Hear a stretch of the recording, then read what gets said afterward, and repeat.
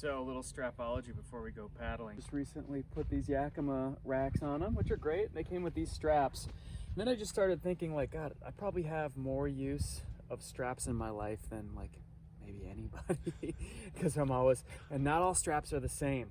So Yakima supplied these straps and I wanted to kind of highlight them and show what I think is great about them and what I think could be improved upon.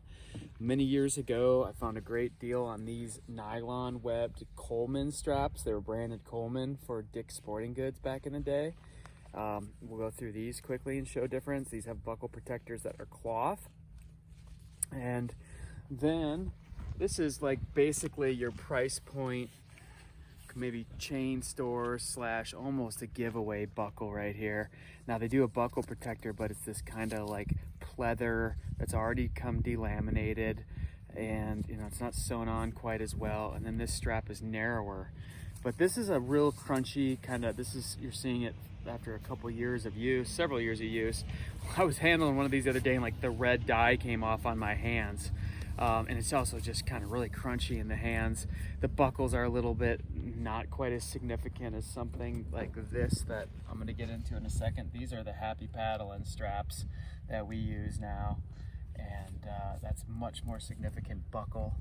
Oh yeah. And a better spring. See the differences in spring size. Also see the differences in the grip, the amount of grip that you're getting. So not all buckles are the same, and I'm going to show you why. After 20 years of repping, I use the Happy Paddlin straps. Here are the Thule supplied straps, and they're using a rubber buckle protector, which is pretty nifty. One of the nice things about their rubber buckle protector is I can throw this over the car to somebody. Even if it hits a window or the side of the car, it's probably not going to scratch it. Could still dent it. And they use a pretty darn grippy, you can see they do have a lot of nice grip on there for the strap, so that's great. So I think the Yakima supplied straps are pretty great. They put the spring on the side. I actually prefer my springs in the middle. Just over the years I've found more side ones to jam up and get sticky, so that might be something to watch, but I don't have any exact experience of these failing. Of course, if you have a bundle of straps, you need to learn how to carry them around. We're gonna just do a daisy chain with these. So now I'm handling these straps, and one thing you'll notice, these are nylon straps. Nylon straps are not gonna hold up as well as the straps that we now use in our agency, the Happy Paddlin straps, which are made out of a polypropylene. And they're also, while I'm making this daisy chain here to store my straps nicely together, they're just harder on my hands. Stiffer. Harder to bend. Harder to bend.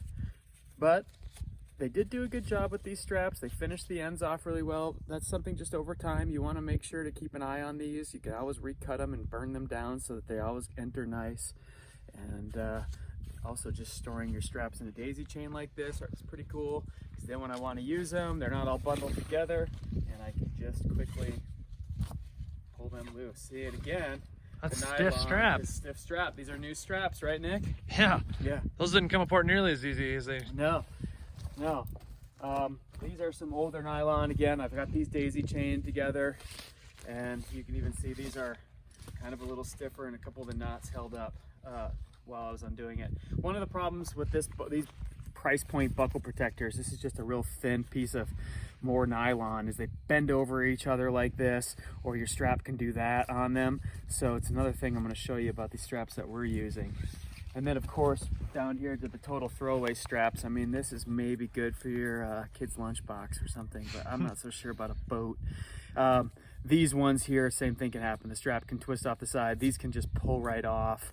And again, like just really hard on the hands. So nylon, over time in the sun, you're gonna get fading, you're gonna get stiffness, and eventually these can break. And that's why the bow and stern lines are so important, because I have seen straps and I have seen buckles fail. Over here are the Happy Paddlin straps. We have these made for us in the United States here. You can see, look at all that great grip. It's a real nice stiff center mounted spring. The buckle protector is a doubled over nylon loop. Really well box stitched, heavy duty stitching right there. And these polypropylenes are going to stay softer and last way longer in the sun. And when you're unstrapping a boat and you're running your hands on them, it's just so much smoother.